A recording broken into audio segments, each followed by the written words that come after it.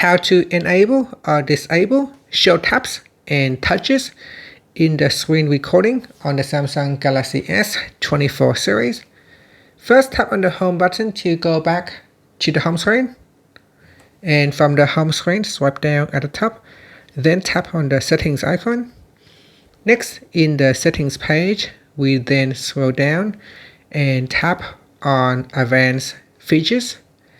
After that, scroll down. Then tap on screenshots and screen recordings.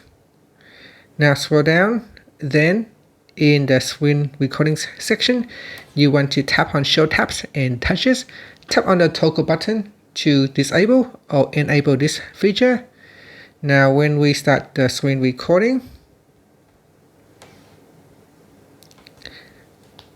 and when we start recording, if we tap on the screen, it will show the informations.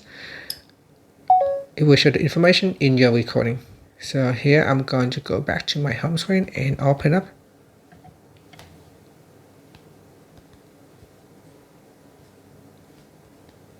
So I'm going to open up my video. And here is my screen recording video. And if I press on the play button, you can see it will show the touch on the screen. And that's it. Thank you for watching this video. Please like and subscribe to my channel for more videos.